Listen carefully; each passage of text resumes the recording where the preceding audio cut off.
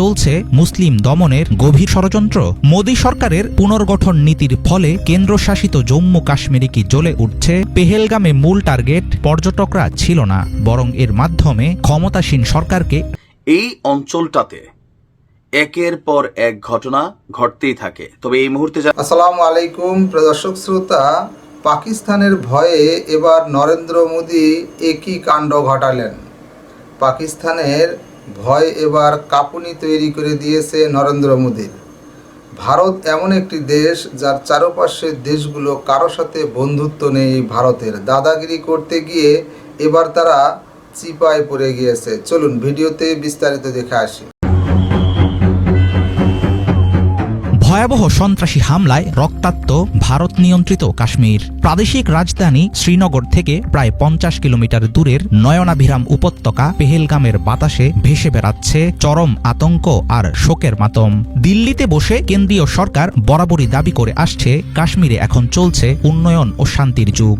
অথচ 22 এপ্রিলের মর্মান্তিক ঘটনা আবারও সামনে আনল মোদী প্রশাসনের চরম ব্যর্থতার চিত্র। পর্যটন নির্ভর প্রদেশটি ঘিরে কি চলছে মুসলিম দমনের গভীর কোনো ষড়যন্ত্র? মোদী সরকারের পুনর্গঠন নীতির ফলে কেন্দ্রশাসিত জম্মু কাশ্মীরে কি জ্বলে উঠছে সন্ত্রাসবাদের ছাইচাপা আগুন? ভারত জুড়ে ক্রমবর্ধমান মোদী বিরোধী অসন্তোষ ঘটাতে পারে কি রাজনৈতিক কোনো বিস্ফোরণ? পেহেলগামে সাম্প্রতিক হামলার দায় স্বীকার করেছে দ্য রেজিস্ট্যান্স ফ্রন্ট নামের একটি গোষ্ঠী। তাদের দাবি, কাশ্মীরে বাইরের রাজ্যের হাজারো বাসিন্দাকে বসবাস ও কাজের অনুমতি দিচ্ছে ভারত সরকার। এর প্রতিবাদেই চালানো হয়েছে এই হামলা। নিরাপত্তা বিশ্লেষকদের আশঙ্কা, পাকিস্তান ভিত্তিক জঙ্গি সংগঠনের সাথে রয়েছে TRF এর যোগসাজশ। কিন্তু রক্তাক্ত এই হত্যাকাণ্ডের পেছনে সীমান্তের ওপার থেকে করা ষড়যন্ত্রই কি দায়ী? মোদী সরকারের দমনমূলক নীতির বিরুদ্ধে জম্মু কাশ্মীরের জনগণের মনে জমে ওঠা ক্ষোভের জেরে ঘটতে পারে এমন নৃশংস হত্যাকাণ্ড। বিশেষজ্ঞদের অনেকে বলছেন, পেহেলগামে মূল টার্গেট পর্যটকরা ছিল না, বরং এর মাধ্যমে ক্ষমতাসীন সরকারকে রাজনৈতিক বার্তা দিতে চেয়েছে সন্ত্রাসীরা। 2019 সালে ভারত নিয়ন্ত্রিত কাশ্মীরের আধা স্বায়ত্তশাসিত মর্যাদা বাতিল করে দেশটির সরকার। সংবিধানের 370 অনুচ্ছেদ বিলুপ্তির পর কেন্দ্রের অধীনে চলে যায় জম্মু কাশ্মীর ও লাদাখ। তখন মোদী সরকার ঘোষণা দিয়েছিল, সংঘাত জর্জরিত প্রদেশটি হবে মূলধারার অংশ। কিন্তু আঞ্চলিক বাস্তবতা সম্পূর্ণ ভিন্ন। সাম্প্রতিক বছরগুলোতে এখানে দ্বিগুণ হয়েছে ভারতীয় সেনা ও আধাসামরিক বাহিনীর উপস্থিতি। অঘোষিতভাবে নিষিদ্ধ স্বাধীন সাংবাদিকতা, রাজনৈতিক মতামত দমন ও ঠুনকো অজুহাতে ইন্টারনেট বন্ধ রাখা সহ রয়েছে একতরফা ক্ষমতা প্রয়োগের প্রবণতা। সমালোচকদের অভিযোগ, কেন্দ্রীয় শাসনের নামে কাশ্মীরকে পরিণত করা হয়েছে নিয়ন্ত্রিত কারাগারে। নিরাপত্তা বিশ্লেষকরা মনে করছেন, এসবের জেরেই নতুন করে বাড়ছে অসন্তোষ ও চরমপন্থার জোয়ার। কাশ্মীর ছাড়াও ক্ষমতাসীন মোদী সরকারের বিভিন্ন নীতির বিরুদ্ধে ভারতের অনেক রাজ্যে ছড়িয়ে পড়েছে বিক্ষোভ ও সহিংসতা। পশ্চিমবঙ্গের মুর্শিদাবাদে ওয়াকফ আইনের বিরুদ্ধে আন্দোলন রূপ নেয় রণক্ষেত্রে। নাগপুরে আওরঙ্গজেবের সমাধি সরানোর নামে উগ্র হিন্দুত্ববাদী গোষ্ঠীর উস্কানিতে ঘটেছে সাম্প্রদায়িক সংঘর্ষ। অনেকদিন থেকেই জাতিগত দাঙ্গায় জর্জরিত মণিপুর। 2020 সালের কৃষি আইন ঘিরে ক্ষুব্ধ পাঞ্জাবের কৃষকেরা। মোদীর জাতীয়তাবাদী নীতির বিরুদ্ধে দক্ষিণ ভারতেও গড়ে উঠেছে প্রবল বিরোধিতা। তামিলনাড়ু, কেরালা, তেলেঙ্গানার মতো রাজ্যগুলো প্রত্যাখ্যান করেছে উগ্র হিন্দুত্ববাদী মতাদর্শ। এসবের ফলে ক্রমেই স্পষ্ট হচ্ছে, কাজে আসছে না বিজেপির এক ভাষা এক জাতি নীতি। কাশ্মীরের ঐতিহ্যগত পরিচিতি, সংস্কৃতি ও নাগরিক অধিকারে মোদী সরকারের একচেটিয়া হস্তক্ষেপ আঞ্চলিক অস্থিরতা বৃদ্ধির জন্য দায়ী। পেহেলগামে পর্যটকদের উপর ভয়াবহ হামলাকে তাই বিচ্ছিন্ন সন্ত্রাসী কার্যক্রম বলার সুযোগ নেই, এমনটাই মনে করেন নিরাপত্তা বিশ্লেষকরা। সেই সাথে রয়েছে পাকিস্তান সংশ্লিষ্টতার অভিযোগ। সাম্প্রতিক হামলায় বেছে বেছে হিন্দু ধর্মীয় মানুষদের হত্যার জেরে ভারত জুড়ে মুসলমানরা হতে পারে জুলুম অত্যাচারের শিকার। কঠোর দমন নীতির মাধ্যমে কাশ্মীরকে শান্ত করতে গেলে ঘটবে নতুন বিপদ। ক্রমবর্ধমান মোদী বিরোধী অসন্তোষ ও বিক্ষোভ প্রমাণ করছে, বিজেপি সরকারের সর্বগ্রাসী নীতির বিরুদ্ধে ক্রমেই গড়ে উঠছে প্রতিরোধ। ঘরে ও বাইরে তৈরি হতে থাকা ঝড় সামলে কতদিন ক্ষমতায় টিকতে পারবেন নরেন্দ্র মোদী, সেই প্রশ্ন আবারও সামনে আনল জম্মু কাশ্মীরের সহিংস পরিস্থিতি।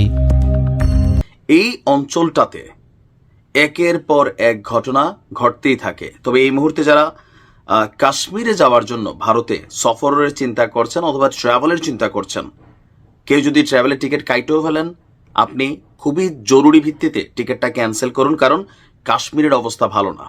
আলোচনার ইস্যু হচ্ছে ভারত শাসিত যে জম্মু কাশ্মীর আছে সেখানে আপনার পর্যটকদেরকে টার্গেট করে আবার ন্যাক্কারজনক একটা হামলার ঘটনা ঘটেছে। ২৬ জন মানুষ নিহত হয়েছেন। উপত্যকাটির পেহেলগামে হামলার এই ঘটনায় এই মুহূর্তে সৌদি আরবে সফররত ভারতের প্রধানমন্ত্রী নরেন্দ্র মোদী তিনি এই সফরকে সংক্ষিপ্ত করে খুব দ্রুততার সহিত ভারত ফিরে এসেছেন। এখন কাশ্মীরে বা ভারতে যতগুলো হামলা হয় এখানে ধরেই নেওয়া হয় যে এগুলোর পিছনে পাকিস্তান দায়ী। পাকিস্তান থেকে বিভিন্ন গোষ্ঠী বিভিন্ন সময় ভারতে প্রবেশ করে তারা এই ঘটনা ঘটায়।